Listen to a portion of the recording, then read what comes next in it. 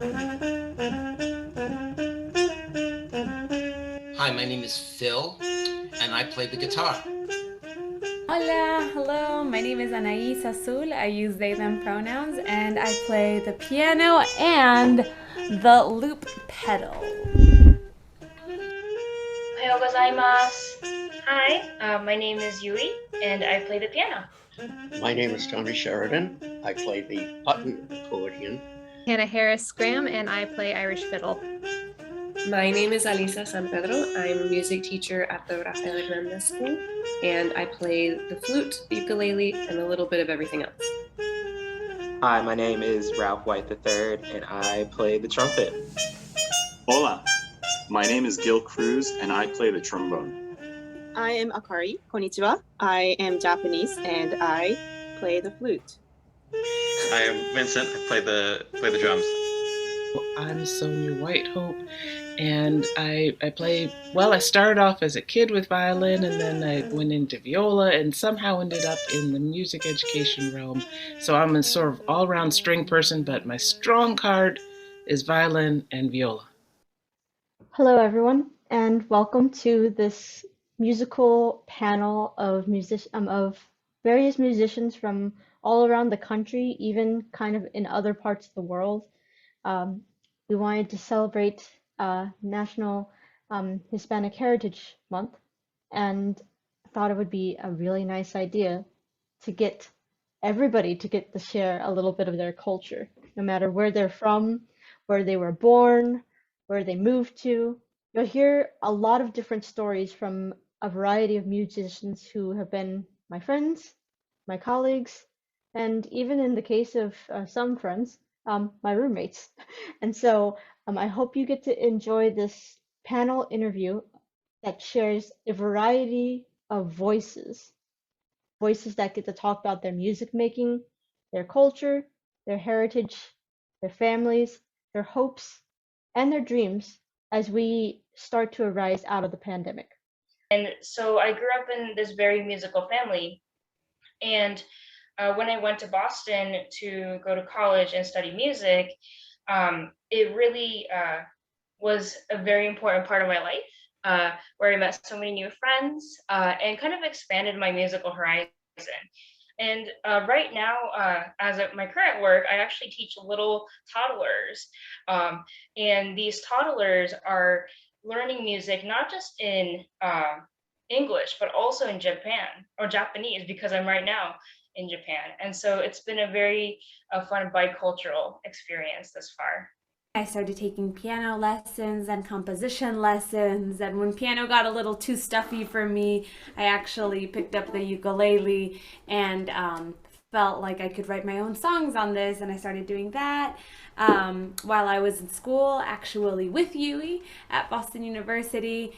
And through some of that experience, especially in the pandemic, making music by myself, I picked up this loop pedal where I'm able to record and layer my voice on itself. I come from a very musical family.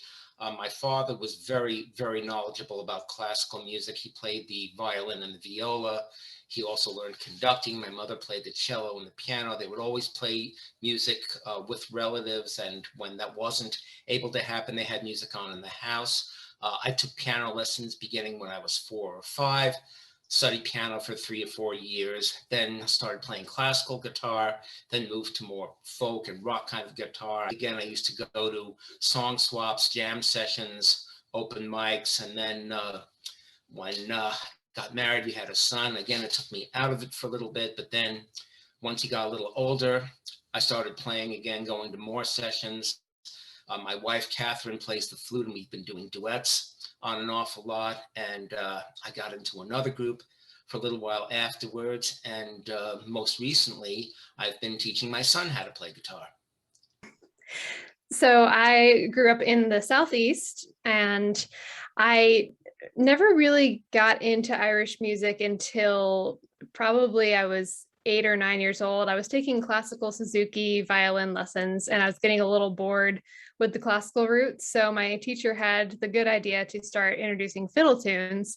And because I grew up kind of in the foothills of the mountains of North Carolina, it's a very prominent area for Irish music, Scottish music, Appalachian. It all combines into that musical tradition there.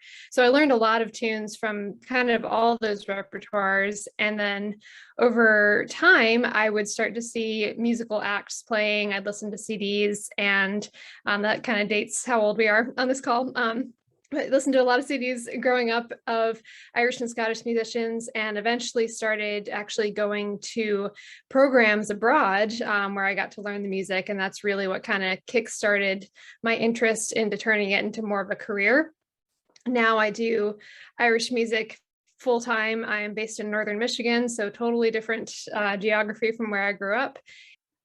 So I was born in Yokohama, Japan. It's like right outside of Tokyo, so it's in the middle of a big city. But and then when I was 8, I moved to South Carolina, and in South Carolina, in middle school, I joined middle school band, and that's when I started playing the flute.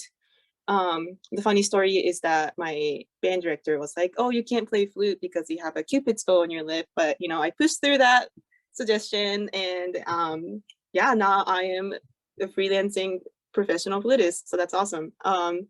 My uncle plays in a professional orchestra in Tokyo, and so I've always I grew up going to his concerts, and I watched him do his thing on the stage, and I was like, I always wanted to be just like him. So then I went into 6th grade band, being like, I want to play flute. And yeah, even though my band director told me that I can't play the flute, I pushed through it. I have my undergrad degree in music performance. I have a master's in flute performance, and then I'm doing an artist diploma, which is a postgraduate degree in flute performance again. But then as I study performance and doing gigs and stuff like that, I started to get involved in being on the support side of the music ensembles. So doing nonprofit, doing youth orchestra, just supporting the musicians that get to be on the stage, and which there's a lot of things that go into that. So I'm doing a lot of operations stuff at the same time, and that's been very fun. So I'm kind of doing a career path, career change, where instead of doing performance as a main job, I'm more going into doing nonprofit as a main job, and then performance on the side. In middle school, they required that we pick either band or chorus or something like that. And I remember, because I was in middle school and I was a child, I was like, chorus is for girls. So I didn't want to do chorus. So I joined band, and I didn't care what instrument because I wasn't planning on doing it for very long. And they ended up putting me on percussion because my rhythm was stronger than that of a regular child. And then I came home and I told my mom, hey, I'm doing percussion. And so my uncle, her brother, is a drummer, and she was just like, I have to do this again. I thought I was free of the drums, and she wasn't. So and music was really just kind of like a fun thing I did in the background. It wasn't like a passion or anything. And every year my mom had to convince me to stay in band for a solid 7 years. And then finally my senior year of high school, when it started coming time to picking a major for what I was going to do for college, where I was going to go, I finally was like, you know what, this is pretty neat. I'm gonna stick around with music. So then I ended up going to Furman did a double major in accounting and music. Because my uncle is a starving artist, they were like, you can't just do music. You have to do more than one thing. And now I'm a professional accountant. I do that full time, and most of my musical endeavors are purely volunteer based. So I'm in 3 concert bands now in the Columbus area. So when I was in 4th grade, I heard a jazz band playing, and I became mesmerized with the instrument that had the slide on it. At the time, I didn't even know what it was called, but I later found out that it was called the trombone, and I begged my parents to get one for me. And when I started band the next year, that's what I started on. My parents didn't really think of music as something super serious, because they immigrated from Cuba, and just music was just not something that most people they knew made careers out of. So I didn't have lessons till I went to college, and I went to school in Boston. I was really lucky to go to a really good school. I went to New England Conservatory of Music for my undergraduate, and at Laundry School of Music for my master's. But it was actually kind of a long process for me, because I went to school with just as many bad habits as I had good habits, because I didn't have instruction until that point that was really rooted in fundamentals or anything. But I was really lucky to find some really good teachers that were patient with me. And when I got to my mid-20s, I was lucky enough to win a small job with an orchestra in Fort Lauderdale called Symphony of the Americas, and I've been their principal trombonist now for the last 10 years. And outside of that, I just do a lot of random playing, everything from classical music to jazz music to even rap, hip hop, rock music. If it has trombone in it, I'll say yes.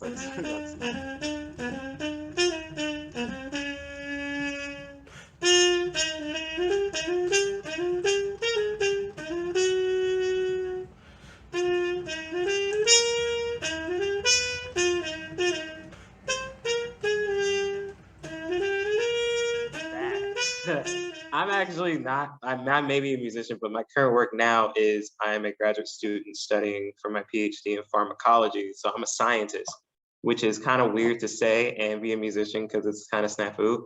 But a lot of the time when I'm doing music, I've incorporated a lot of what I do in music into science through doing discussions in layman's terms of lyrics that you hear in science or hear in music and related to a scientific concept.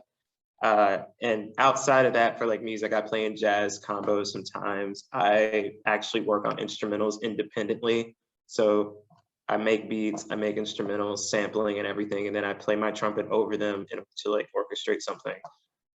I worked at a radio station, and so there was all this vinyl I could have access to and just start playing it nonstop. And I started picking up, I need to start adapting my sounds to something like this if I wanted to. But I also, once I moved there to go to grad school in Minnesota, I picked up more of the genre fluidity of not just, well, of course, music in general, but also just mainly jazz music because it's changed dramatically over the years. So my musical journey probably starts because it's a lineage, because with my grandfather when he was born was playing saxophone, which led to my father playing saxophone when he was born. And then I came into this world. My dad played at our church that we attended, Green Forest Baptist Church in Decatur, Georgia. And he was the saxophonist that played with the band.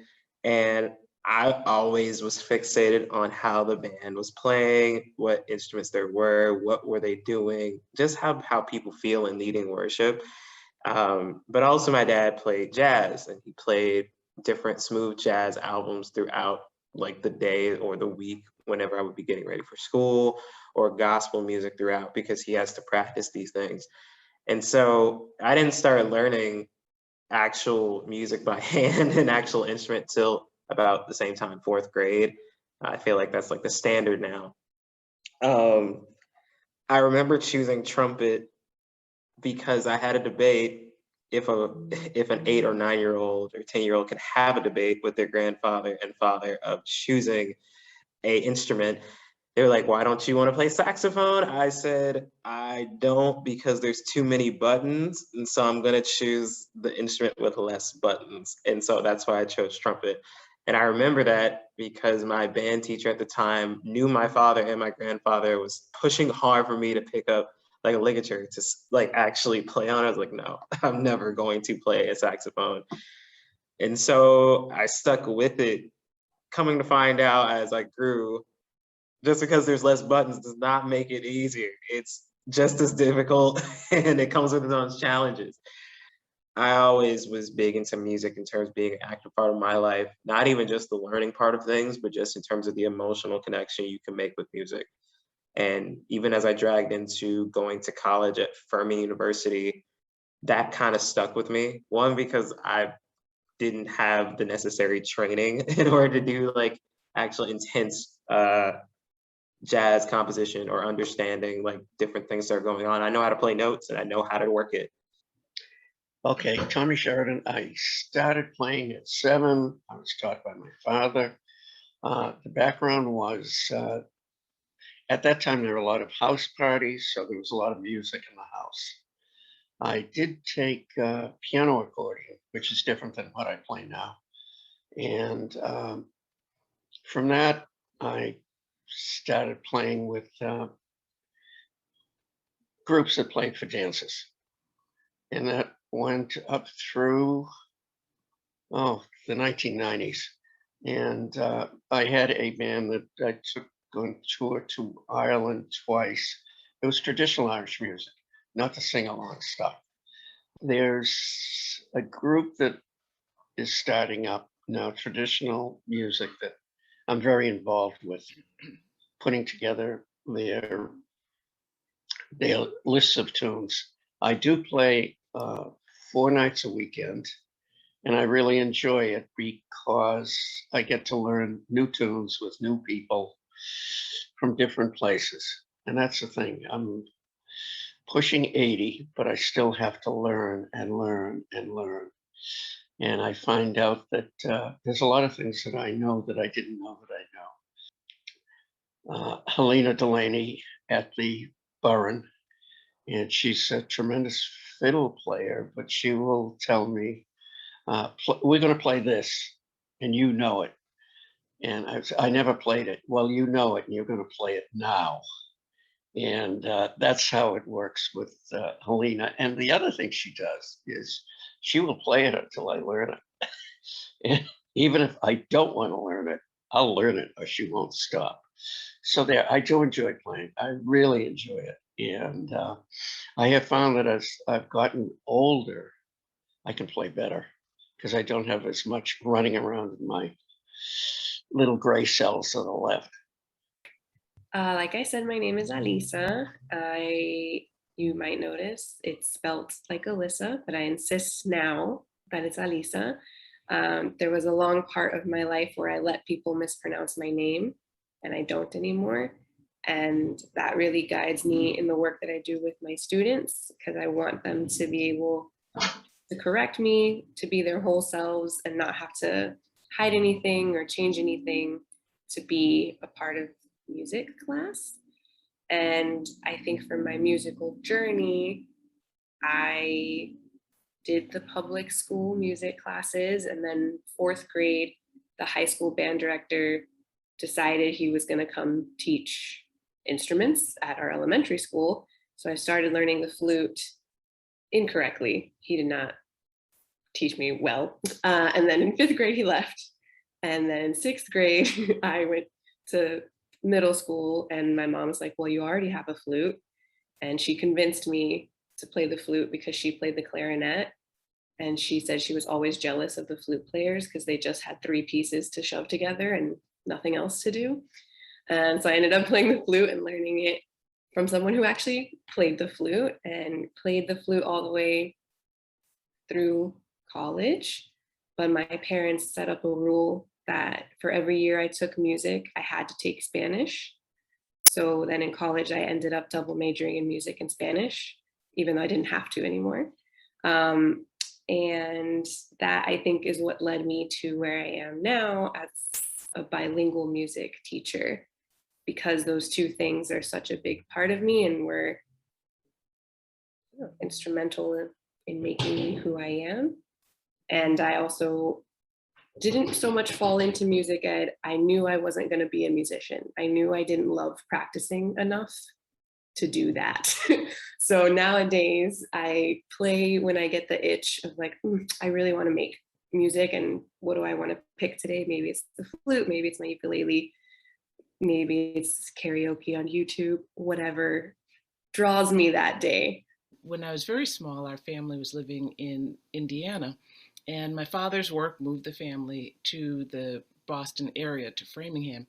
And my parents had some friends from when they were in college, when they were at Tuskegee, and their friends had a daughter who was a little bit older, and she used to babysit my sister and I. And of course, Lisa took violin lessons.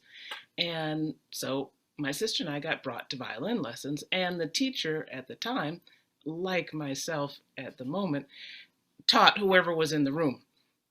So I was in the room, I got violin, beginning and end, except that wasn't the end.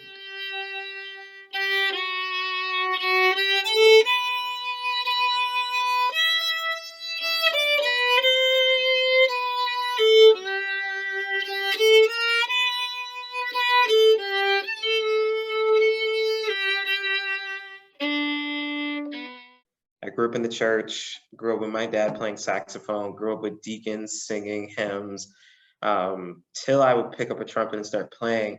But also during that time, I attended the academy. It's the Christian academy that was attached to the church. And so my friends and I would be trading just like different songs that we've heard in terms of what we're allowed to listen to. So all of us had parents that were probably like brothers and sisters in terms of like being in the church. So they would play gospel music, but they also play jazz music. But most of the time we were focused on, oh, we're supposed to practice for choir. Let's remember, we lift our hands in the sanctuary really quick. And once we started picking up instruments, that's when we started to diverge off into our own particular love of our instrument. For say me, I picked up trumpet. When they started teaching us about music, a lot of the time they played Miles Davis, and especially with my grandfather and my father, both loving Miles Davis, they would always have Kind of Blue playing somewhere in the house. So I would always hear it. And over time, as we would grow up, I would start adapting my sounds based on different trumpet players I would hear. My mind actually had to open up to just being able to play without seeing the music, without just having prior knowledge of memorizing different notes and tones. And so with that, I started honoring my heritage by playing with different jazz combos, but playing in church, but playing by ear, because I was taught to play by ear in the beginning, but that was like as a 6-year-old, well, 8-year-old or 9-year-old. And then I went away from it for a second because I had to learn, okay, what's a quarter note? What's a half note? How long do I hold this? Where's the breath mark? But as I've grown a little bit, I've started to realize my identity is definitely based in how you tell the story in the notes that you play. So I am Cuban American, and I have a kind of an interesting relationship with my Cuban heritage, especially because my parents immigrated both to this country during Castro's regime in Cuba. And so they fled to America. And one thing that I've been raised my whole life, like my parents kind of had struggles at certain parts of their life because they came to the US, didn't know English, and had to like quickly convert. And they really loved America because it was somewhere that they escaped, kind of horrible, a possibly much more horrible life. And coming over here for them was just like, they wanted me growing up to kind of assimilate as much as possible. So we didn't actually speak that much Spanish growing up between ourselves. It was something that between my grandparents, the older generation, I had to kind of know Spanish so I could, actually communicate with them. But when it comes to music, I've always really, really admired traditional Cuban music, and I don't get to play it often, but whenever I get the chance to, or when I get to play with like Cuban artists, I really, really try to gravitate toward that, just because I do feel a connection to it. I feel like it's something like rooted inside me, and I'm very passionate about music, so I kind of feel interested in kind of learning more about that. It's definitely influenced me in many ways and how I just kind of approach everything. There's a different mentality sometimes when you play like different cultures music, and when I play Cuban music, there's just the group mentality when you play in these different groups is it's quite special, and I've really tried to kind of learn from that.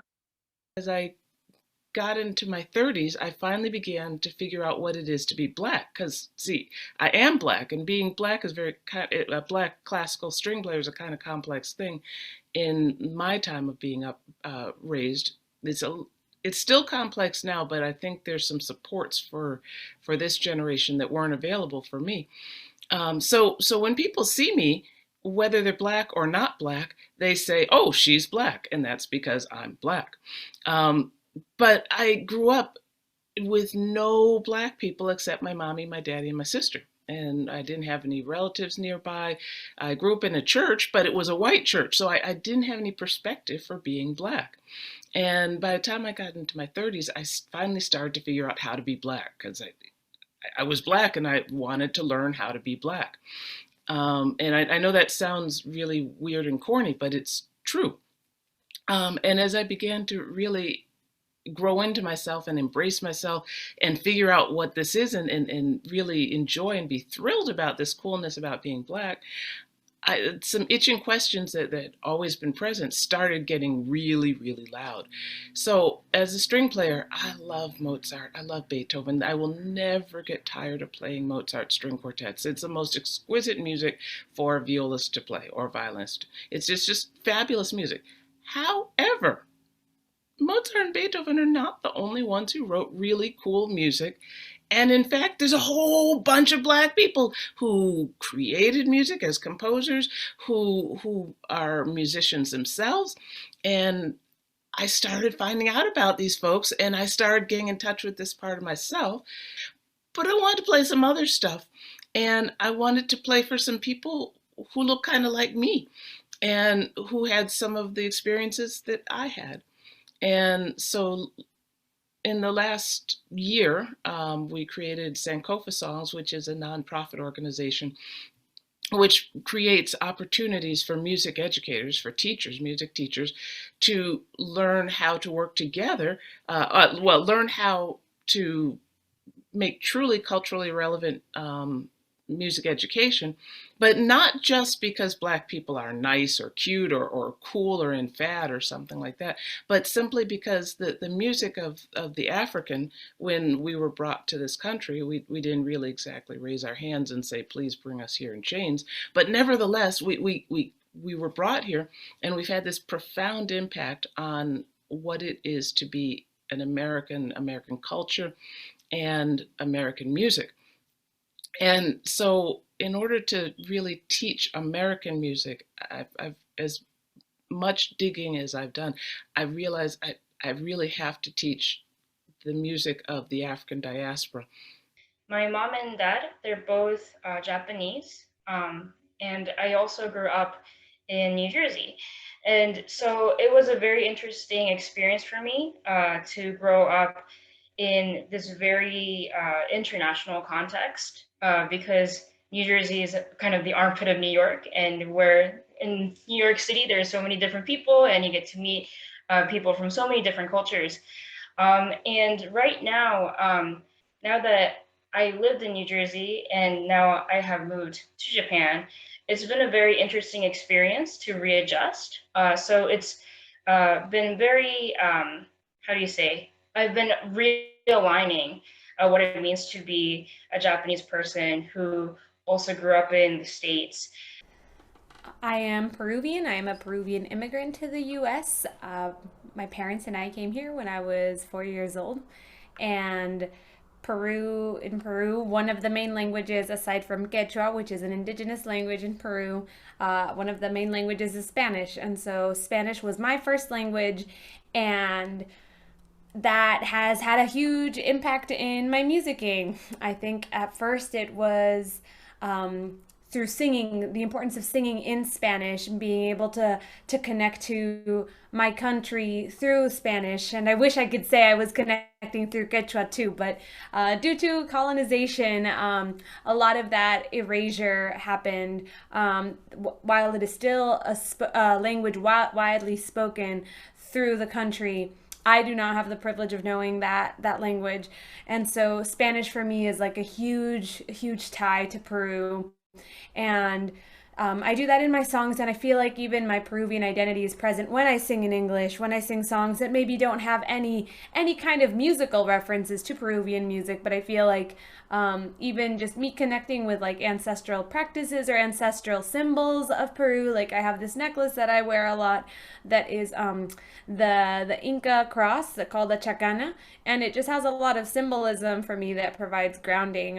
It's the 4 cardinal directions, so northeast, southwest, and 3 different levels, like the level of the sky, on earth, and the underworld, symbolizing the condor, which is a high flying bird, the earth representing the puma, and the underground representing the snake. And so I just feel like this kind of ancestral grounding is helpful for me in my artistic practice and my daily life, and also a lot of Peruvian colors and Peruvian textiles like the one you can see back there. It's just a part of it. Like I didn't even think of it being there, but it's there, and it's just a part of who I am regardless of the music that I make. So okay, so I was born in Japan, so and then I moved to the United States when I was 8. So my native language is Japanese and English is my second language. So I have lived in the United States for 20 years now. I think I speak English much better than Japanese. And even though I'm still a Japanese citizen, I'm not an American citizen, but I still kind of identify myself as an American just because I grew up here. And then growing up, that was really hard. I was always treated differently. I was going to school on Saturdays for my language, and I was kind of like always mad. You know, why are my friends having sleepovers, but I can't? Why am I born Japanese? Why am I not American? I went through a lot of things like phases like that growing up. But and yeah, I mentioned that I speak English a lot better than Japanese. It just comes out more naturally. But for some reason, when I'm counting measure numbers for in like scores, I always count in Japanese, and that might be because when I started playing the flute or when I started doing music, I was a little more closer. Like I was a little more Japanese than I am now. So because I was counting in Japanese really early on, it just kind of stuck with me.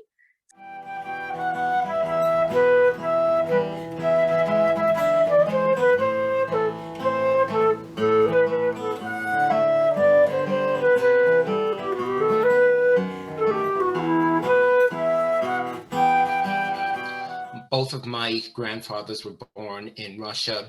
My paternal grandmother was born in Austria. My maternal grandmother was born here in the United States, as were my parents, as was me. We were not very religious. We didn't observe very many Jewish traditions.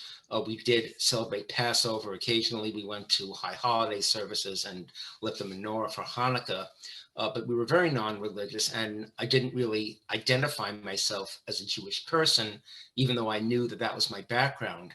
Now, a couple of years after I graduated from college, when I lived here, I joined a Young People's Jewish Community Center. And in addition to learning more about my background through them than I ever did through my family, I also got exposed to the music of the Eastern European Jews, which is known as klezmer music. Now, klezmer music was originally the kind of music that was played at celebrations, like mostly weddings, sometimes bar mitzvahs, and it wasn't really like a theater or concert type of music until maybe the 1970s, when bands formed, began recording, and then they started performing concerts. But I heard a lot of this music during events that I went to with the Jewish Community Center. And then just a couple of years ago, before the pandemic, I was informed that there were some klezmer sessions happening in the Boston area, and I went to a few of them. And then there were several that were virtual, which I participated in after the pandemic. And I began to learn a lot of klezmer tunes and played some of them with my wife, who plays the flute, and kind of feel like I got exposed to a lot of the music of my people that way. So I mentioned that I grew up in the South, and I started off classically, but moved into more fiddle. And part of that was that I didn't feel like I could play the music quite as well. But I think that there was something else in there about belonging to a community. You know, Irish music is very much about the session, which is where people gather and play the shared repertoire of tunes together. And you could join a session anywhere around the world. Like I could travel to Japan and I could find a very thriving Irish music scene there. Like there's actually a huge Irish music scene in Japan and other places all around the world. So I think that it's really cool that you can have that sense of belonging across all these communities.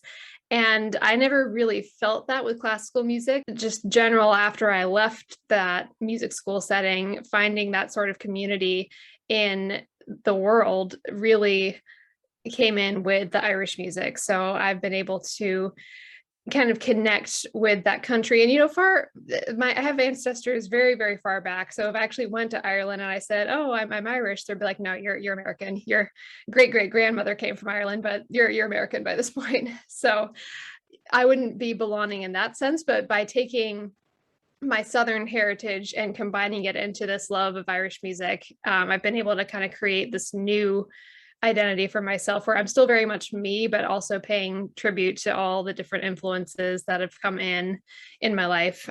3 of my grandparents are Italian. So having the New York Italian, it's a really intense culture to like pull away from. And it's different from that of like mainland Italy, but it's kind of delved into its own thing. And my 4th grandparent is from Puerto Rico. And so growing up, she would just speak pure Spanglish. So I'd have to always switch in between the 2 that I knew, because she would just be like, "Sí, pero I don't like it." And it would, I always have to like readjust. And sometimes I'd have to have her repeat it. And then she would flip everything and she would say the Spanish in English, and I get the whole sentence in pieces and I have to put it together. So growing up, I kind of had like a bit of a respect for people who could speak multiple languages, but never actually pursued it. And then I remember growing up, moving to South Carolina, and then they had a completely different accent and I didn't pick up any of it. And I guess the North and the South just canceled out and now I've got a neutral accent. That's not how it works, but that'd be cool. And I remember I went to Furman and all these people would talk about like, "Oh yeah, back when I went to London, this was really cool." And then somebody was like, "Oh yeah, I love going to London. How have you been to Paris?" They would talk about all their international travels. And I'd just be there like, "I went to California one time," and I wouldn't have anything to contribute to the conversation. And I remember being really jealous. So I made a deal with myself. I had one of those like internal conversations. I was like, as soon as I get a job and I can afford to go travel, I'm gonna do it. And I'm gonna travel. I'm gonna go to every country. It's gonna be awesome. And so in 2017, a buddy of mine reached out. He's like, "Hey, I'm getting married in China." And I was like, "Perfect. All right, cool. I'm gonna do that." And so I jumped into that. That was my excuse to go in. And I didn't want to show up to China and not have any idea how to speak any of the language. So I started studying that and I started really getting into learning languages. And it's gotten to the point where it's now 2021. So 4 years later, I'm at like 10. I've studied like 10 languages. It's absurd. I'm not fluent in any of them remotely, but I've studied them and I can say, you know, basic things like how to get here and there, where's the bathroom, you know, the basic questions, but really enjoy languages now. And it's like become like a big part, like a big background part of my life. And it's really fun. It seemed, I didn't realize this till much, much, much later. I went to a local parish school. Everybody, with a few exceptions, was either Irish 1st or 2nd generation or Italian. And that was it. That was our diversity. House parties were very prevalent, which meant you'd have a musician in. And that's where I was exposed to music and exposed to the accordion. So I liked it. So the parents got an accordion and my father started teaching me. I would play a lot at Irish dances. Not that we just played Irish music, we played general business dance music or whatever was popular stuff, and did weddings and benefits and wakes and everything. But as I got older, I was lucky and I gave it up for about 9 years. But I came back, and when I came back, the whole situation had changed. There was not many dancers, and there were these sessions where groups of musicians would get together, and that's what I really like. We just played Irish tunes. But as I said earlier, I have a lot of fun. It gets me out meeting people rather than sitting in a room looking at TV. I meet a lot of younger people, which I really like. And a lot of them they're really good with the music. And probably half of them have no Irish background at all. There's quite a few from Berkeley and from classical backgrounds. But it keeps the music, it keeps me young, it keeps me going. I mean, geez.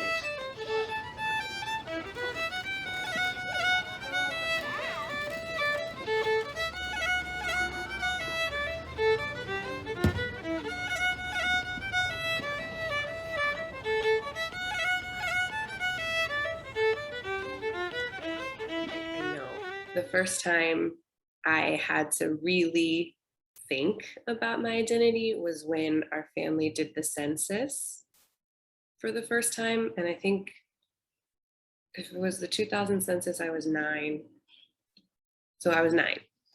And we were filling it out, and we got to the part where you have to put your ethnicity and you have to pick something. And since my mom's heritage is Mexican and my dad's parents were Cuban exiles, so he was born in Puerto Rico, there were 3 options available. And my 9-year-old self got so upset at not being able to just pick American. And they were like, no, you have to pick one. And then I got upset that I had to pick one and I couldn't be all of the things that I was. And so I thought about it, and my parents were trying to talk us, me and my sibling, through like, well, you know, what are you gonna pick, and why would you pick it? Like, oh, well, I think, you know, we're in Texas and we spend the most time with my mom's side of the family, so I'll pick Mexican. And then my brother, who was 5 at the time, decided he was gonna choose based on the food that he liked the most. So he was like, I like, you know, Mexican rice and frijoles, like pinto beans. And I don't really like the Puerto Rican rice with the pigeon peas, but I do love white rice with black beans. So he decided he was Cuban. And so my dad always puts Puerto Rican for his own reasons as opposed to Cuban. So my parents were like, someone's gonna call our house because we have a Mexican mother, a Puerto Rican dad, a Mexican daughter, and then this Cuban child who just popped out of nowhere, Lord knows. So that's where it started first, of like having to choose. And so then as I got older, my dad explained that he puts Puerto Rican just because of their somewhat colonial status. He just kind of wants to remind government documents that Puerto Ricans exist. And so that's why he puts Puerto Rican. But he identifies more as Cuba Rican because his home was Cuban, but everything else in his life was Puerto Rican. And so I decided, well, then that makes me Mexicuba Rican, because now we're gonna put everybody else together. And that's what I went with. And my brother and I designed like a little flag for ourselves that has all 3 put together, and we made shirts. There's only the 2, one for him and one for me, but we have the shirts that go with it and stickers. And we're, you know, very proud of that little moniker that we have for ourselves. And what's been really, really interesting now is that my partner is Mexican from Mexico. And it's made me realize how not Mexican from Mexico I am, and that I'm way more Tex-Mex than Mexican. So I might have to add a Tex at the beginning, Tex-Mexicuba Rican. But that is the identity that I pride myself on the most and try my hardest to honor in different ways. So I'm at an intersection, it's okay. But I decided that when I was young, I decided that whenever the first important family member died, I would start doing Dia de los Muertos. My family doesn't do it, but I thought it was important to do. So when my grandmother passed away, that was the first year I like built the altar and I invited people over and did the thing. And what I say now when I have people over is the sad thing about altares for Dia de los Muertos is that you always have to make space for new people. And like, that's hard to do. But the nice thing about it is that you see how many people have loved you and that you love. And so for me, that's how I try to honor the most Mexican part of me. And then this year I've started making a lot of Cuban food. So my parents gave me a recipe. So every weekend I try something new. And that's been a really great way to bond with my dad since his mother passed away, of like, oh, I loved when my mom made me that thing. And just finding those little ways to, I don't know, pull those different parts of my culture into my, not so much daily life, but calendar year, where there are places that I can really connect. And the last thing I'm going to add is that I did do 1 year where I decided to visit the homelands. So 1 year I went to Mexico, to Cuba, and to Puerto Rico. And that was really, really, really great to be in the different places that my family comes from. And I think the hardest place to be was Cuba, because my grandfather, we had offered to take him once things kind of opened up a little bit. And he sounded excited to go for a few days. And then the next time we talked to him, we're like, oh, like, do you want to go? We can start planning a trip. And then he said that he couldn't do it because it would be too heartbreaking to see this place that he loved not be the place that he loved. And so when I went, and if you ever get to go to Cuba, you can see that it used to be something more, and you can see kind of what's happened over time. And so that, I think, helped me have a lot more empathy for him and understand a little more how he can't claim the US. Like he's written books and things, and he always talks about, like, this is not my homeland. This is just where I am for a moment. So as an African American, that's always a complex topic, because there are a precious few of us that don't have a whole lot of stuff mixed up in us. And even the term African American is kind of strange, because I have some friends who are actually African Americans. That is, they have an African mommy or daddy, and they have an American mommy or daddy. You know, and they were put together. In a lot of ways, I often think that we African Americans, next to the so-called Native American, or some people say American Indian, next to them, in many ways, I think we're the original Americans, because we don't know our own name. You know, we're not able to trace all the way back, but we were not permitted to maintain our languages, our customs. Some of them are embedded in this world we are in now, this USA. As complex as we are as a people, I am musically, culturally, and personally and musically that complex also, because I grew up in a place and time without people like myself, or at least without close relationships, close regular relationships. I had some aunts and uncles, but they all lived 1,000 miles away, so I saw them once every 2 years or so. I grew up outside of the city, so I didn't grow up with other Black kids. So I really didn't learn a lot of, like, how to behave the way that people do when they get to go to a house party, for example, which sounds so cool. On the one hand, I'm really this classical musician who has studied in Germany extensively and other parts of Europe, and really, like, has authority when I say this is how to make this phrase in this particular Mozart sonata. I can do that, speak with authority, because I've really studied that deeply. But on the other hand, also really embrace those spirituals that my mother would sing when I was little, around the house doing whatever. You know how moms hum something? Well, I had a Black mom, and she hummed spirituals, and I learned. Well, I come from a Jewish background, and my wife comes from an Episcopalian background.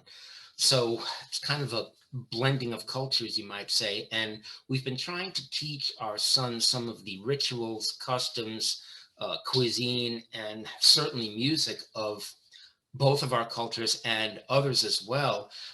We have participated in Passover, Hanukkah, and Rosh Hashanah celebrations, and then also Easter and Christmas celebrations. And sometimes when the holidays overlap, we'll combine them. Like, for example, not too many people prepare potato latkes for Christmas dinner, just kind of to give you an example. But really, we feel it's important for our son to know kind of like the customs, beliefs, and practices of people from both of our backgrounds, whether he chooses to be religious in the future or not. I mean, it's certainly his decision, but we feel above others that just like a basic regard for humanity, which we've been teaching him, and I'd like to say, I think we've installed in him, is, I think, pretty much the premise of any background. So the younger people that come to the sessions, it's great. It's just wonderful to see them, and especially that they have such varied backgrounds, and that they like this stuff. And it's a very, very small piece of the whole music world, but we got people that are interested in picking it up and carrying it on and really being proficient at it. As a music teacher, music is a great way to pass on a cultural heritage in like the songs that you sing and I mean that in the like the lullabies that you sing, or the things your mom hummed in the kitchen, or all of those little things are getting soaked up too.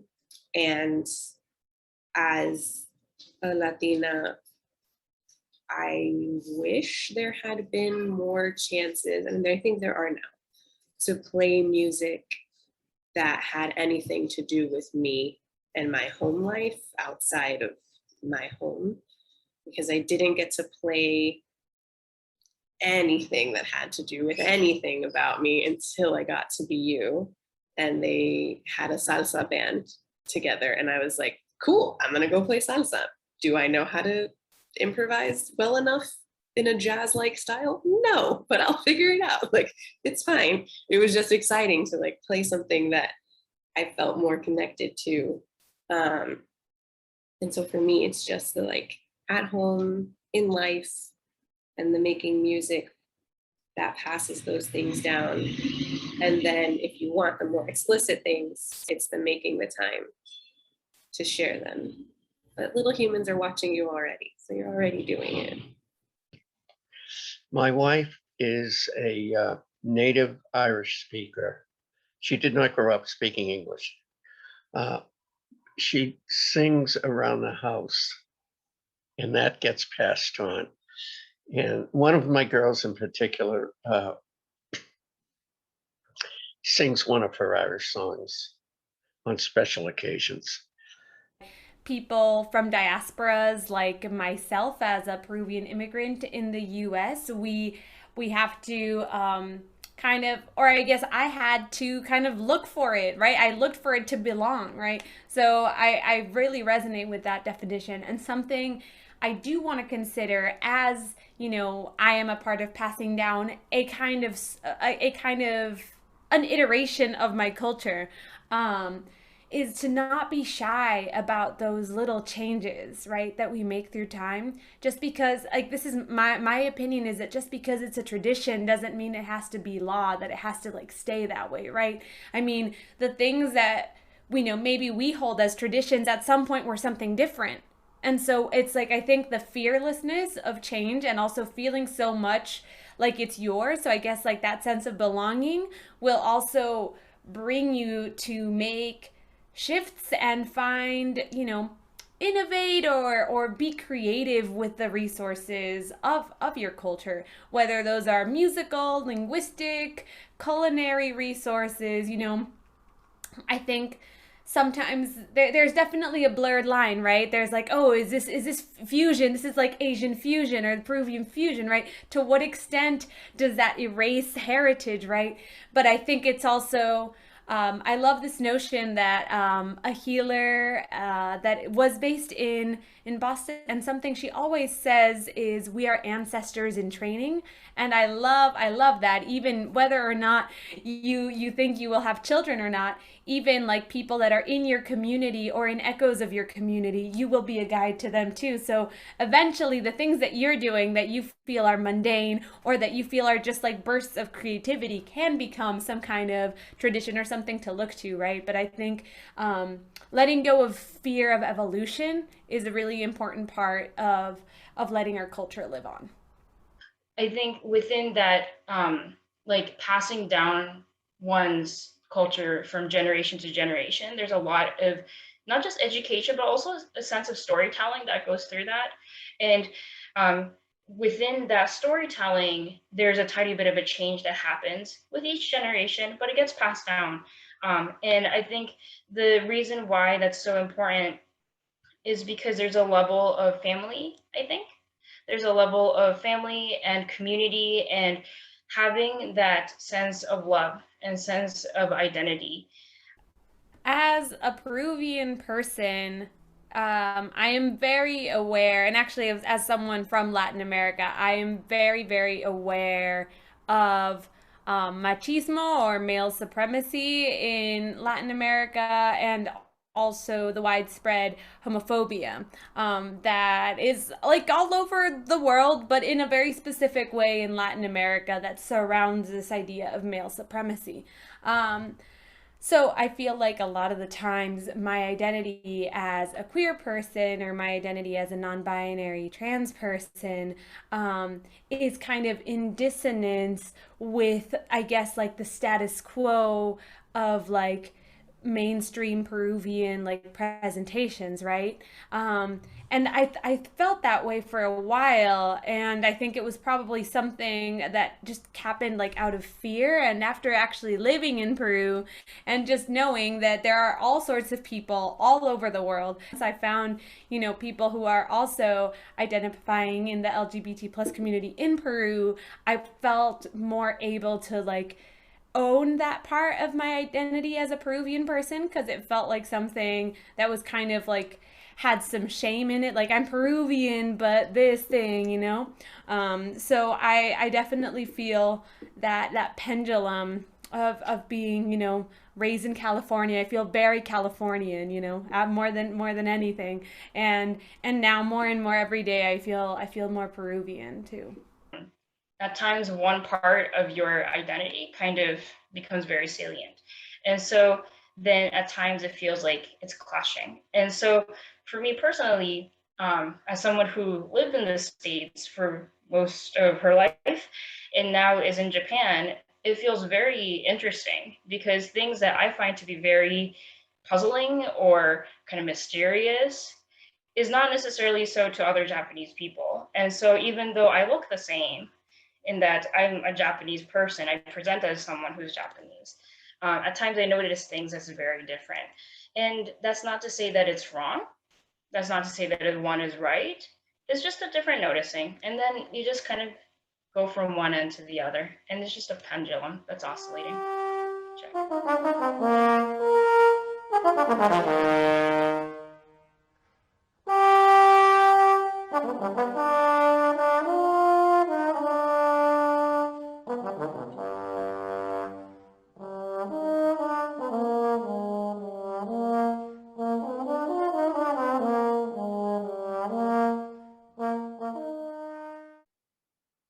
So one of my most favorite memories, making music and just kind of attached to all that was one time when my father got to hear me perform once with Andrea Bocelli. My dad's not really a big classical music person, but one of the few people he has heard of is Andrea Bocelli, and I got to perform with him a few times in South Florida. And one of the times my father surprised me showing up at one of the concerts, and I was lucky enough to be able to sneak him in backstage and introduce him to the artist himself. And that was for me, that was truly one of the most special moments, just because music isn't something that my dad and I truly share all the time, and getting to actually find this little fragment of a connection with that was really special for me. I remember one time I was playing when I was freelancing in my 20s in a Black church, and I had to get the page over, but I couldn't. It was not possible. And that was exactly the moment I remember crystal clear, the moment I learned to improvise, because I could not improvise prior to that. And as a Black person, like, Black people cannot wrap their mind around a Black person who can't improvise. I could not improvise. Like, I couldn't. If it were my life, I'd be dead. But for whatever reason, something just came over me. And next thing I knew, I was improvising. I don't know how it happened. It was not me who did that. And man, we had that church rocking. Those people had a good time. The organist was doing his thing. There's a drummer. And I mean, me, Mozart violin sonatas, right? but all of a sudden I was rocking it. I don't know how it happened. So It was a Sunday when I was in either 7th or 8th grade. And my mom, she runs a nursery and works in the church as the educational supervisor for just like little babies up to like kindergarten. And within that class, they were going to be talking about the instruments that they played back in Bible times. And in terms of that, they brought up the horns, they brought up the strings, they brought up all this stuff.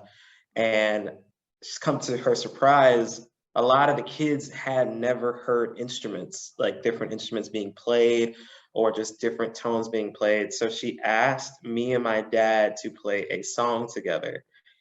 Mind you, at the time, and I cherish it now, I hated playing with my dad as a middle schooler because it was like putting, I don't know, a little baby versus Mike Tyson in a fight. Like Mike Tyson wins every time in terms of being able to express themselves. And so I'm like the awkward teenager still learning how to play by ear or learning how to solo. And my dad over here is just going all over the place. And it's fine. That's how it's supposed to be. I'm supposed to learn from my father. But I remember the song we chose. It's called Mo Better Blues from the movie by Spike Lee, Mo Better Blues, with Denzel Washington leading. And it's a beautiful song because it's really simple in terms of melody, and you can really go anywhere with it. And during that time, though I was very mad, as we played together, I think my grandfather was around and my grandmother was around. And we were in this tiny classroom with all these kids. There's like 30 kids just sitting next to each other. We're playing in front of them to a track. And it's my most precious memory because I think it was the first time I started to adapt my sound to taking risk and taking just whatever I want to play and with the skills that I have and try to put it into motion versus just like planning a solo out and at least not making a fool of myself. And my dad was just like, you did a good job. In terms of that point, I was like, that was a great badge of honor to have. Back in the early 70s, Frank Sinatra had retired. He came out of retirement to play a benefit at the convention center in Boston. Sinatra was the lead, and we were asked to play, my band at the time, for Irish Chances. And I called my drummer, a local kid, and got his brother on the phone. The brother says, "What's up?" And I said, "Well, I want to get Jackie for Thursday night for the Sinatra thing." And he said, "Oh, great." He said, "I can just hear Sinatra going, Scooby Dooby Doo. And you guys will be in the background going diddly, diddly, diddly." Now that's one of my best memories. I was walking once near the Museum of Science in Boston, and there's a park now there. Like me and a couple of friends, and we're crossing this little bridge, and there's these little handles sticking out. And being a fidgety person, I just like tapped one of the handles, and it made a sound of a bell. And I was like, oh my gosh, I think all of these handles are bells. And so then the three of us were like, yeah, I think they are bells. So we started hitting all of them. We're like, they are bells. This is cool. And then we were like, but what is it? Does it play a song? And so we played all of them in a row. Like, no, nothing I recognize. And we went the other way. Like, no, nothing I recognize. And then truly, I've never used music theory more in my life than in that moment of like, what is the relationship between these? Like, is this a D and an A, or like, what is this? So we're listening, we're doing our oral skills, and we're trying to get it out. Finally, we realize it's on the handle. It tells you what note it is. But we had done all the work already. We're like, oh, we were right. And so we go, we're playing, and that's the most, like, it sticks out to me so much because it was the purest of just like childlike, and we were in our 20s, like in college, but the most childlike curiosity. And it's the same face little kindergartners make when you play a new instrument. Whoa, this makes a fun sound. Let's keep playing with it. And then let's try to make a song out of it. And then let's just enjoy it for what it is. I had a student many years ago, Sarah Carter. In fact, she was in, I think, my second or third class when I was teaching at Latin school. And Sarah Carter came to me in the 7th grade. And that's when the school begins. And Sarah decided she wanted to play the cello. So she took cello. Now, Sarah worked hard. Sarah worked really, really hard. Cello did not come naturally to Sarah. And I remember I would give these performance quizzes, and Sarah got the first B+ in her life from me. Sarah was absolutely just tormented. She was in tears. She had never seen a B of any sort whatsoever in life, and she was sure something very terrible had just happened. But Sarah persisted. Sarah persisted and persisted and persisted, and she did make progress, but it was not easy for her. And by junior year of high school, Sarah had insisted that her parents get her a cello. And she came in one day and she sat down. This was, I think, just before she'd gotten her cello. Either before or after. I think before. And she came in and she sat down and she started playing. And I just said, well, stop. What is it? I didn't know who was in the room. Yo-Yo Ma had just walked into the room. And like, you have to understand, every day I had prayed, I was like, take soccer, take chess club. Why put yourself through this, child? She suffered. And then out of nowhere, this musician sat down, and it was some very not complex line, but she made this most exquisite music. And from then forward, this musician arose.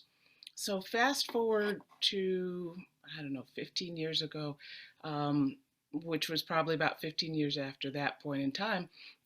And I was working on my doctorate, and I happened to notice at Boston University that there was this person giving this lecture in the African American Studies department, not African Studies, and the name Sarah Carter. And I said, well, Sarah and Carter, they're not totally uncommon names. Let me check it out. And lo and behold, my baby doll, who of course ended up graduating valedictorian and going off to Harvard, had at that point in time finished her doctorate and had a faculty appointment at Harvard, and was doing all this amazing work, and sent me an email a couple years after that she and her son, who is now playing viola, were just having a blast. And I mean, it is. When I went to Ireland, it was not the first session I had been to in Ireland, but it was the first session where I felt welcome there. So this was all the way in January. I started my program. I got my master's degree at University College of Cork back in 2016, 2017. And it wasn't until January 2017, so I'd already been there for about 4 months before I walked into a session, and it was just like, wow, it's one of those moments where you take note, these are really important people who are going to be in your life for a long time. And that was kind of how it was with these guys. I literally went back over to Ireland to go to one of their weddings, and he in turn came over to mine last year. And it was just this whole really neat experience where we were like, this is just something really, really special. And even though I can't remember all the tunes that we played, it's just kind of the fact that we were all meeting there. And that was just kind of the starting point for something that ended up being a lot bigger over time. So this is actually not my performance, but I mentioned about how I did a career shift in music business, but I'm currently working with a youth orchestra right now. All of last year was online. So I was operating online rehearsals every weekend where we all get together on Zoom, and a conductor has a click track, and he is conducting, and everyone, all the students have their mics on the Zoom muted, and then they were playing together. And that's what rehearsals were for the past year. And it was really frustrating. Middle school, high school kids, spending their precious year and a half online. It was really a little heartbreaking to watch everyone go through that. So as staff members, we're trying to do as much as we can online. And then this was in May, but the COVID protocol got like a little calmer. So we were actually able to put together a concert in person. So after, over a year of in-person rehearsal, they all got together, with masks, social distanced, but we all got together and played Mussorgsky's Pictures at an exhibition. Like high school students playing a really like great professional level music, and that was just watching the kids, like get together finally and doing this like making this thing together was just really beautiful, and that's probably something that I will never forget in my life. Growing up, I usually just did marching band. My high school didn't really do anything particularly adventurous. It was all marching band all the time. So when I got to Furman and we started actually doing professional classical music, I remember it was kind of a bit of a cultural shift. And my percussion instructor was constantly railing on me to stop playing so loud, because I was just trained to just beat the drum as hard as I could, and not supposed to do that in classical music. And I also wasn't really used to the atonal stuff. And when you're a professional percussionist, most classical percussion music is really weird. It takes a long time to kind of get used to it. And I remember kind of getting like a little tired of it and being like, oh my God, all of this music is so weird, it's so hard, and it doesn't make any sense, there's no tone. And then he introduced us to this piece called Inuxuit. And I don't know what it was about this piece. It's an outdoor piece written for anywhere from 9 to 99 percussionists. And you just have your own little zone, and everybody plays in their area. And it's meant to be this more sonic experience than like a concert. And it was something about this piece that I loved it. I couldn't get enough of this piece. So after we performed it at Furman, Dr. C would like send out whenever there would like be a performance of this piece, because it was a big deal. You need 99 percussionists. So whenever there was a performance, there would be a letter that would go out. Anybody who wanted to come would show up. And so me and Akari ended up traveling to Knoxville, Tennessee to go perform this piece. And little did we know, the composer was there, part of it. And Akari came because one of the parts calls for piccolo if you want to.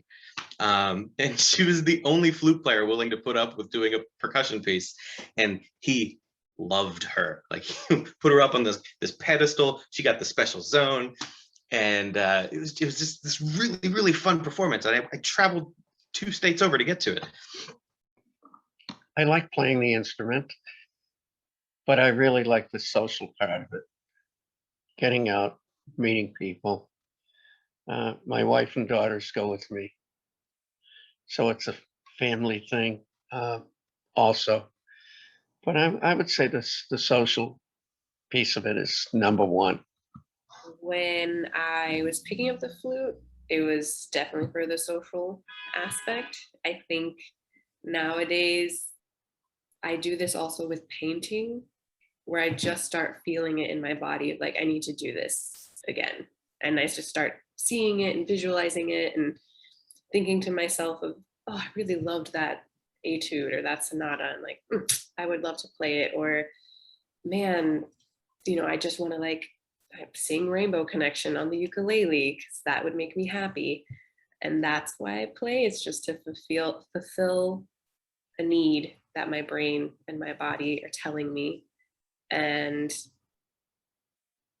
I've always struggled with something one of my private lessons teachers said, which was, she said that music is not meant to be for you. It always has to have an audience. And I struggle with that because that's not how I music most of the time. Most of the time it's for me, and I'm happy. It's enough for me. And I know performers have a very different mindset, but yeah, for me. I most of all prefer to perform with others, to make music, not necessarily perform, but with others. And they can be my students. I mean, we can be playing Twinkle, Twinkle, Little Star. In fact, I did that this week with one boy, and I just improvised some harmony. And there's something, so there's this poetry, it's hard to describe, that happens when 2 humans can share something. It's something profoundly intimate, and in the most beautiful sense of the term. And that's what I see. And if there's an audience and the audience joins us in that place, great. But if the audience is there just to sort of look at us like we're paintings on a wall, they really irritate me. And there's been other circumstances where you meet at a musical gathering and you don't realize how much impact it's going to have. Well, I met my husband at one of my gigs for the first time. Obviously, we weren't married then, but I was playing a St. Patrick's Day gig at a brewery in Michigan, and he was in the audience. The funny thing is that he doesn't normally go out and do stuff, so he just felt kind of compelled to go to this one gathering, and that's where we met. And a couple weeks later he was like, okay, I'm going to stop Facebook stalking you and actually say hello and start trying to become friends and all that. And just kind of snowballed from there, but it all happened at that one session, at that one gig. So it's just these little pockets of time where either maybe in the moment you feel like something big is happening, or sometimes it just goes completely over your head. But it's just like these isolated times. Like not every session's gonna, you're not gonna meet your partner or like your best friend. Like you're not gonna always find them there, but if you keep going to them, you'll ultimately have this community built from it all. I think a guitar is part of me. As I said, my first instrument was the piano. Maybe when I was 8 or 9, I started following the Beatles, and that kind of got me interested in the guitar. Started on classical guitar, as I said earlier, got into more like folk and other kinds of music. I feel that by playing the guitar, I've done so many things with my life. I've met so many wonderful people, made some great friends, people who I've played with, just people who I've come into contact with in the music circles. And the instrument that I play most frequently is a steel string guitar, which is used in a lot of folk and traditional acoustic music. I also have a 6-string banjo, which is kind of like built like a banjo, but tuned like a guitar. So if I want to get a banjo sound, this is like the first type of guitar I played. It's a nylon string classical guitar. It's a little bit out of tune, but once you learn how to play the instrument, there are just like so many different kinds of combinations you can come up with on different instruments, which is kind of what I've done to help me get different sounds from what I play. With the piano, there's so many different genres they can play. And when I was growing up, I had this notion that it was just classical all the way. And now that I'm kind of all grown up and I'm an adult, I'm playing a lot of different pop tunes too. And so it's been interesting to kind of not just reevaluate, but then also keep on exploring your own instrument and see all the different possibilities to it. I'm going to just take a moment to demonstrate this very boomy pedal. And now I remove the reverb so you can hear me a little more clearly. So there's different little knobs that I can move on this pedal that allow me to do different things. And there's this really cool pedal that just codes my voice, so then I have a third interval above what I'm saying. And there's also one with a fifth and a double on top, and that got really boomy, so I just got rid of the reverb. And there's lots of really cool options on here. This one's really cool.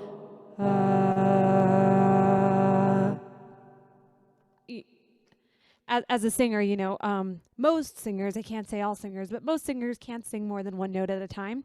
So it's just really cool that this allows you to, be like a piano and play lots of notes at the same time. And I'll show you just a couple other cool, fun effects that I have on this little pedal. There's this one that just makes me sound like a robot no matter what. It doesn't matter. I can laugh. Just sounds kind of weird. Sorry, that was a little creepy. And this one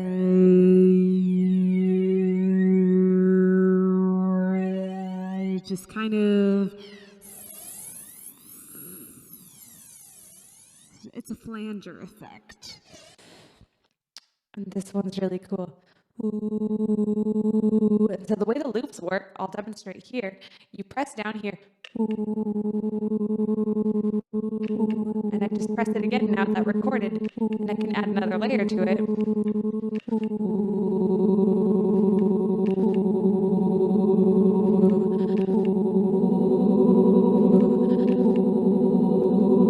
And then I can change effects.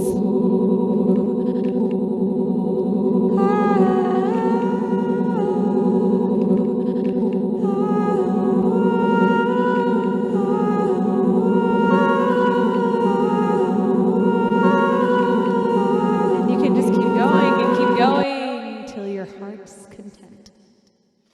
Anyway, so you are the change you want to see. Compassion, but to be that. Compassion, but to be that. You gotta do something radical. Compassion, something radical. Compassion.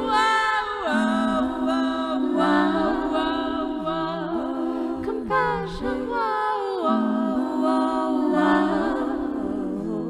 compassion. So I play the violin or the fiddle, and I know you're going to ask, so it's the same instrument. It's one of the most common questions that we get as fiddlers is, are you playing a violin or a fiddle? And really it's kind of how you play it as opposed to the instrument itself. So there are some, I also don't hold my bow the way that a violinist would. This is a classical bow hold. It's one that I grew up using, but you'll notice probably in my video, I hold it up like this. I've got the pinky up. It's a little bit like, holding a cup of tea, fancy with the pinky up there.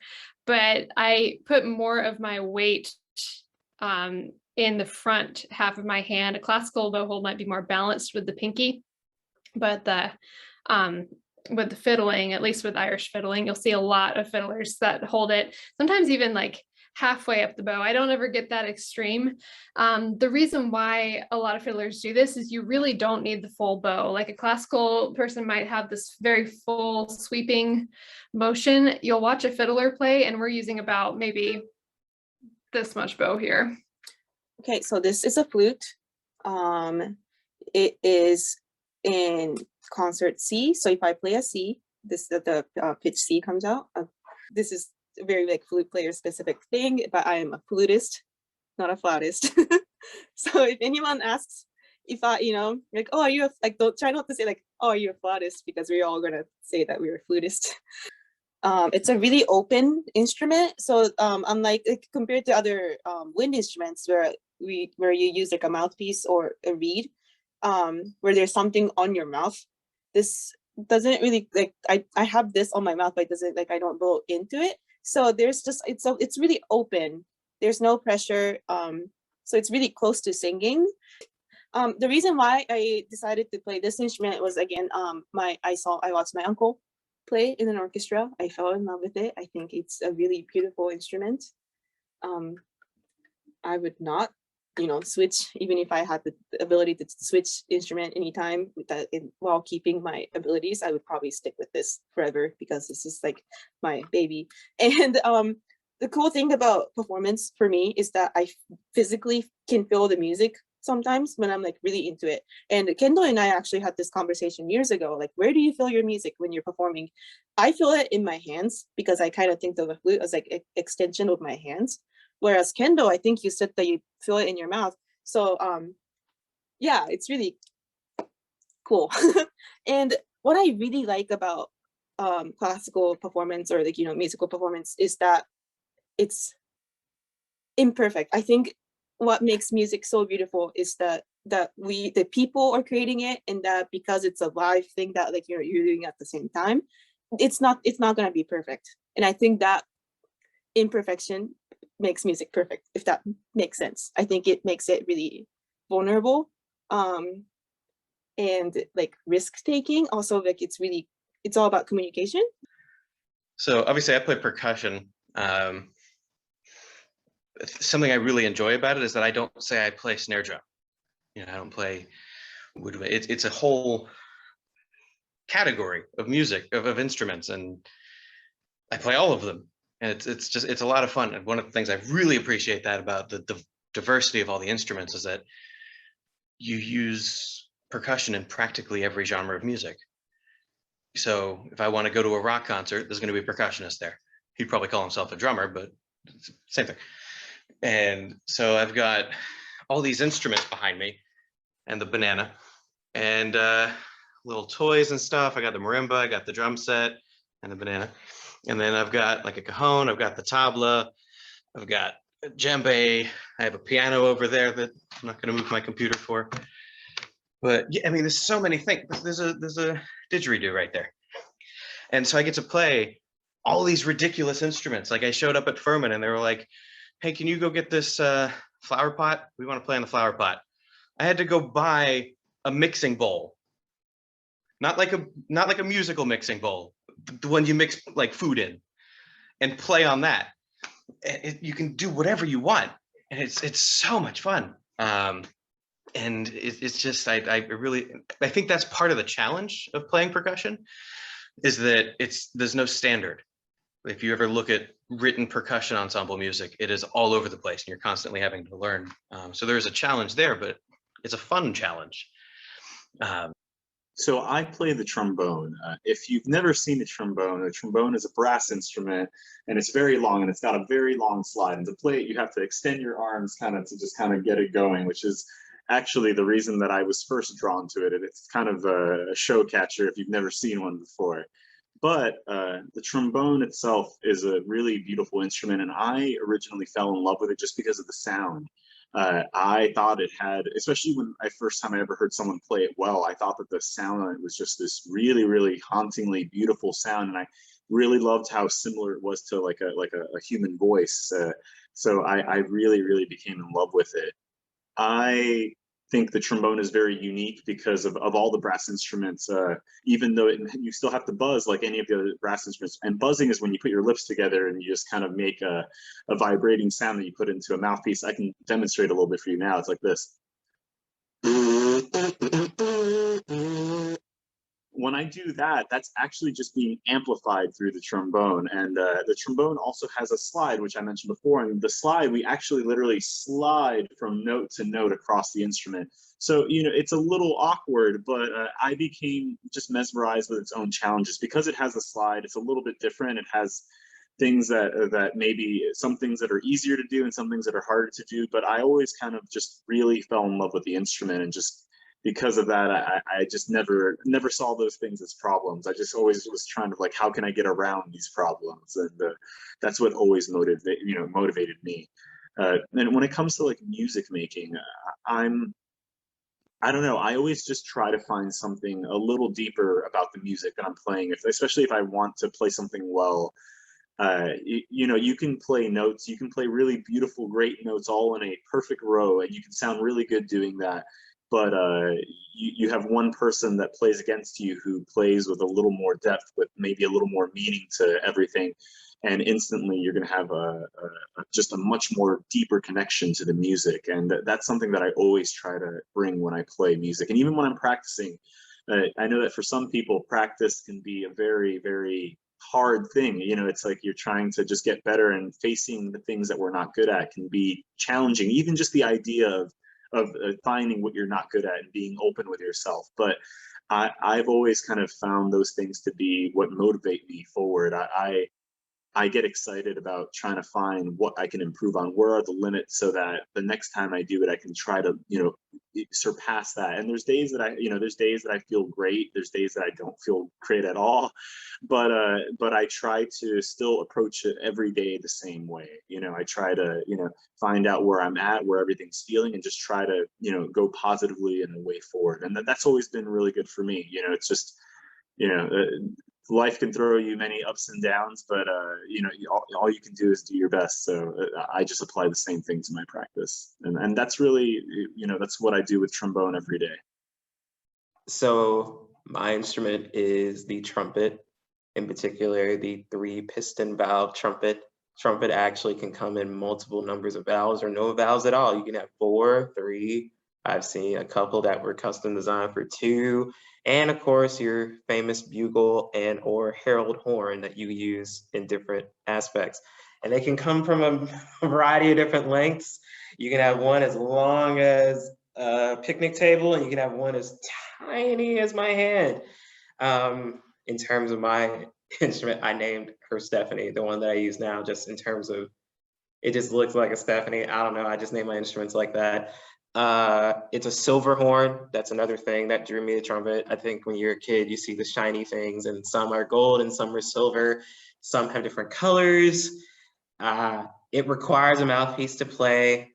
In terms, recently, because percussion instruments are so large, they need a place to be stored. So when the pandemic happened, they needed a place to store all these instruments. And I was like, oh, I have all this room. Give me, please let me take all of this stuff. So I had a full set of timpani. I had 4 timpani sitting right over there.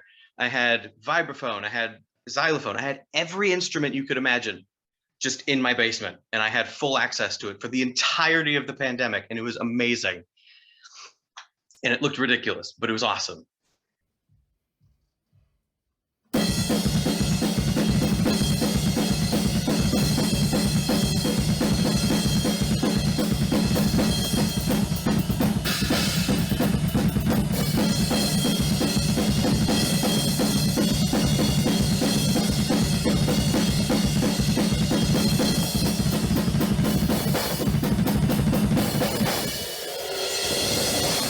Right when school turned into virtual school, the 6th graders were preparing for their recorder recital.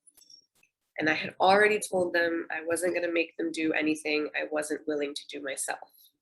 So I had promised that I was going to practice my flute and do a recital also. And I performed for them before they did their, or after they did their recital. So they did their little Zoom recital, and then I performed, like fulfilling my promise. Then I picked up the ukulele again.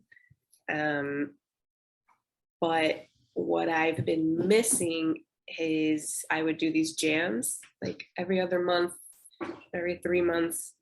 They're just friends from like Tufts and around Boston. And it would be like the June jam.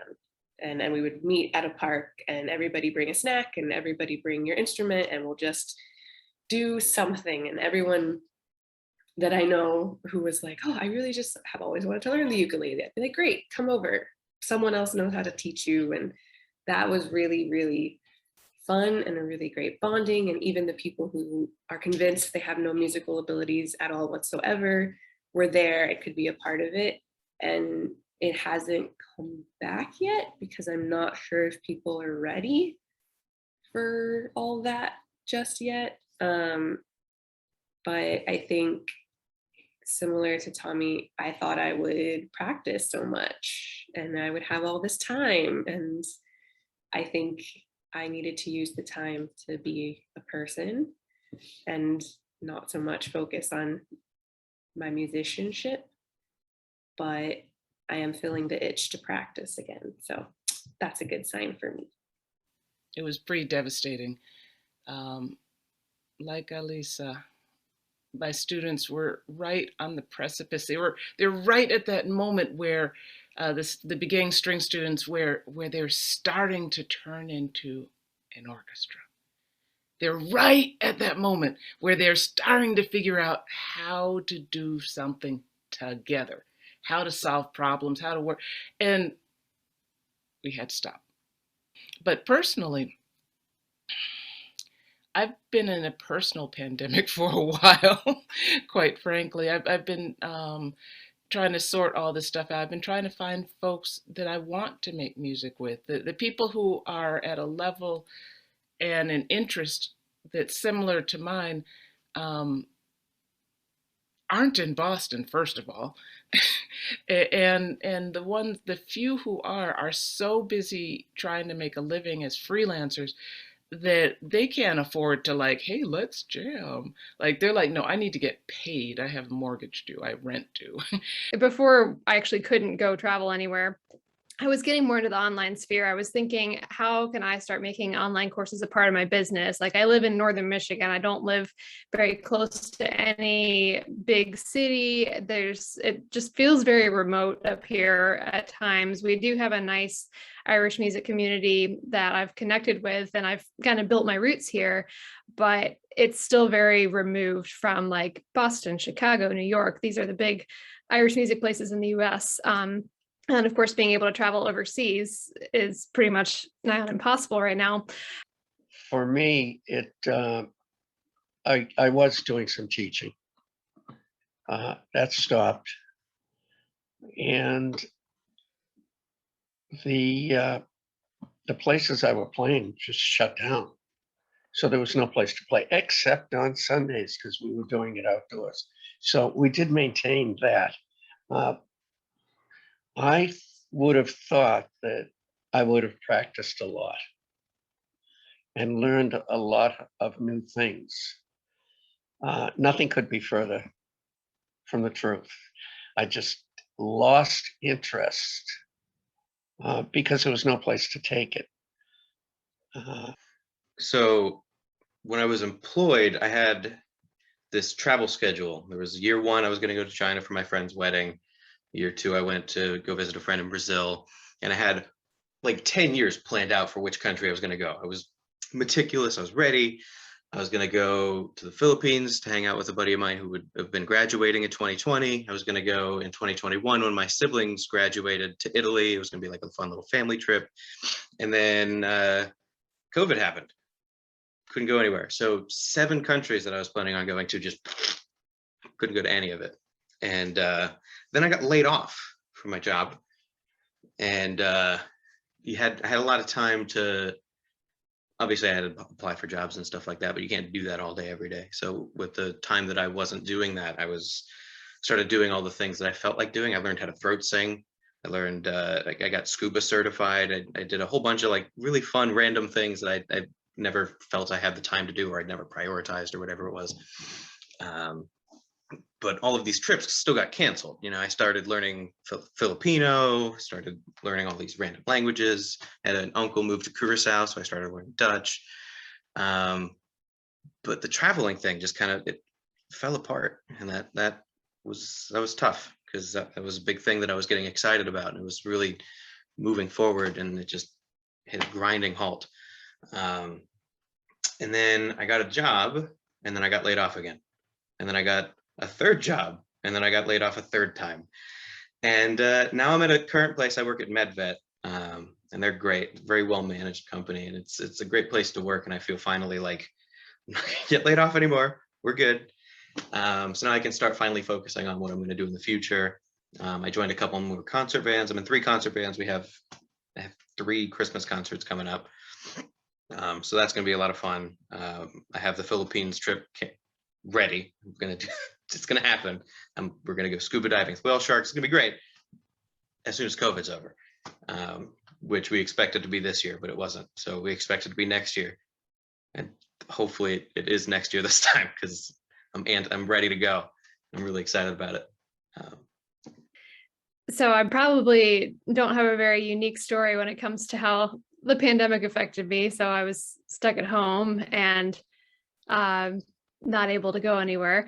But I was also a newlywed at that point. We got married February 15th, and about a month later, everything was shut down. So if you really want to get to know your husband in the first year of marriage, then the quarantine is just provides the perfect opportunity. Okay, so the pandemic has really affected my life like greatly since it started. So I lost a lot of my jobs. I had to cancel my degree recital. I lost my gig with the Pittsburgh Philharmonic. I was supposed to play principal on Symphony Fantastique, and that concert got canceled, so I never got to perform that, and that is a huge bummer for me. And also, I mean, and then like there's a transition of like, you know, online courses. How do we make music with other people online? So that kind of, I really enjoy playing with other people. I really enjoy playing chamber music. So that kind of like made me really upset that I couldn't make music with other people. But then Zoom kind of in a different way brought us together. So when the pandemic started, a lot of people tried to do this whole online thing that it's like, let's meet together and like have a cup of coffee in the morning, or like let's do a little warm-up session as like all the flutists in the area, let's all get together online. So for me and many other people who make up at least part of their life performing, the pandemic hit us and myself very hard. There was a good maybe 6 or 8 months for myself that I didn't play a single gig. And I think I was fortunate that I even got to play a few random things, when I know that for a lot of people, this last, year and a half has just been extremely hard. I had been fortunate that because of the things that I do, I kind of am a jack of all trades when it comes to music and teaching, and also kind of arts administration. So luckily it wasn't everything that I did, so it wasn't like I lost everything. I still had other things going on, but I had to kind of take advantage of the time and make sure that I was able to keep myself afloat. And I'm sure for a lot of people that was extremely hard during the pandemic. It was also a little challenging for myself because right before the pandemic, I actually had just agreed to start my doctorate in music performance at the University of Maryland. And I spent the first year of that degree completely almost under lockdown, and it was really strange kind of being in school. And it's been really nice now with everything kind of going slowly back to normal. It isn't quite back to 100%, but things are definitely getting closer to there every day for a lot of people, and even for myself. The first couple of months, I think, were kind of extremely hard, really emotional. For myself, I think I spent like a solid month or two where I didn't even touch an instrument when everything kind of first happened. And I remember just feeling really, really down. And I had a close friend that asked me like, when was the last time I had played? And I had told her that. And when she had heard how long, she was like, you need to go play. And that afternoon, I went and played for a couple hours. And honestly, it changed. It was a complete game changer for me. And when I kind of stumbled across that, I just decided that for the rest of the pandemic that I was going to give myself small goals. These were all just completely for myself, not for a public audience or anything, but there were certain pieces that I kind of worked up like I was going to perform. And I just kind of did that, and I just did it completely for myself. And even though it was a very lonely time in a certain sense, I was able to use that time at least a little bit with a positive note to just kind of focus inward and try to make myself a little better. And I'm just excited now for things to get back to normal. My life is filled with performances and auditions for things, whether that be competitions or auditions for jobs. And I'm, just trying to keep myself in as great a shape to go and maybe do well at one of those.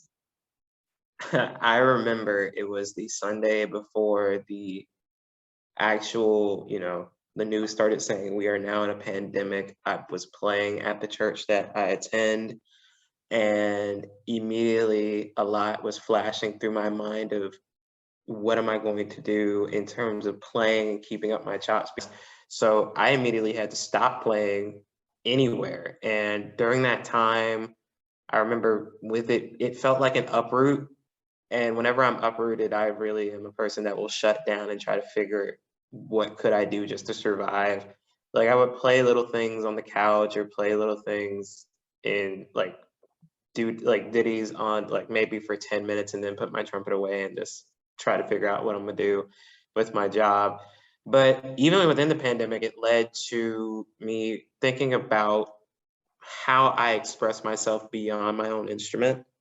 So for instance, while I play trumpet mainly, I also do a lot of sampling and do a lot of just DJing and different music production.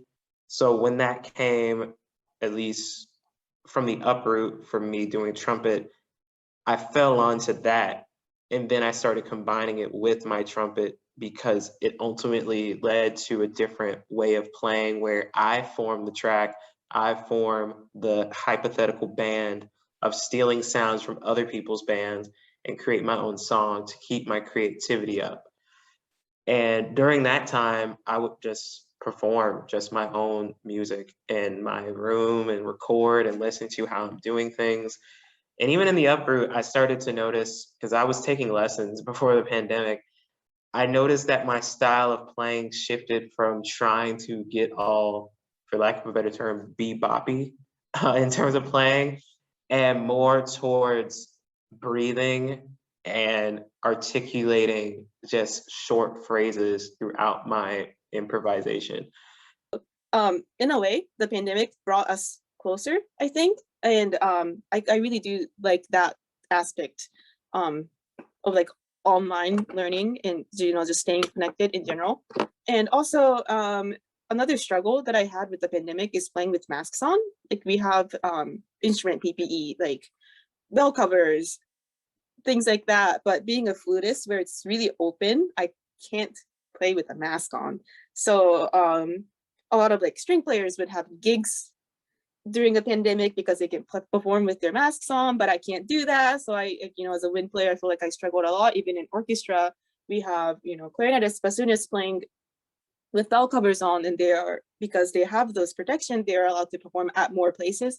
But because of me, flutist that can't put things on, I have, you know, I'm causing like limited performance venues for orchestra, like for my orchestra and things like that. So that's a little bit of a struggle, definitely. Dealing with a pandemic, especially as a flutist and wind player, I think. The big thing for me was being able to actually take advantage of that time to build up my online space. So I teach online lessons, and then I've developed these courses for Irish fiddlers who are developing their bowing technique or their lilt. So really I'm more of like an Irish fiddle style coach as opposed to someone who teaches tunes exactly. I'm more into teaching technique and how to make the music sound like you're playing Irish music. Since I came in from the outside learning the inside, I like to kind of turn around and help other people who maybe didn't grow up in the tradition, and some people who did, but just never learned it quite as avidly. Just try to help those people to really master the sound, because it is possible. I mean, I think it's safe to say that I do it today, and I used to sound horrible with trying to play a reel or a jig or anything like that. So now that we're starting to come out of the pandemic, I still have found that I really like the online element in my business model. I'm going to be traveling a little bit more, but I'm keeping the courses, I'm keeping my entire studio online. And honestly, it just works out really well for me. So I maybe wasn't expecting to do quite as much online as I am now, but I really do like it. It's just, it works very, very well with my business model. So moving forward, I'm hoping to do more local gigs, travel further afield, go back to Ireland. I might be going back in June. I don't have the complete commitment for that yet, but hopefully it'll all go through and I'll get to head back over there June 2022. And that's kind of the plan right now. The big thing that I'm doing for not just students, but for listeners, this might be something that people listening are interested in. I do these bi-weekly Zoom experience concerts. So it's literally like sitting like we are now, but I play tunes, and it's just like a little house concert almost. So I get to really connect with the people who are online, and it's almost like doing a Facebook Live, except I can see your face instead of just your name in the comments. So it's actually a lot nicer for me, because I feel like there's more connection just being able to look into all your eyes here and see other people on the other side of the camera. It's just this great interactive experience. So that's really where I'm headed. I'm keeping things online as much as possible, but also trying to add in the in-person opportunities as they come up again. So future projects, we are kind of going back to like post-pandemic life right now, even though I kind of feel like we're still in a pandemic. So yeah, I'm starting to gig again. I'm starting to play again. My youth orchestra got back together. So I have a recital coming up in November that I'm really excited about. I am going to be recording a lot of pieces for competitions, things like that. We also got to get this, we are back together, like the youth orchestra is back together, full in-person season, but we are still offering the online portion for anyone that's like not comfortable. So that's kind of like, it's really cool. It's like more ways to be involved with music.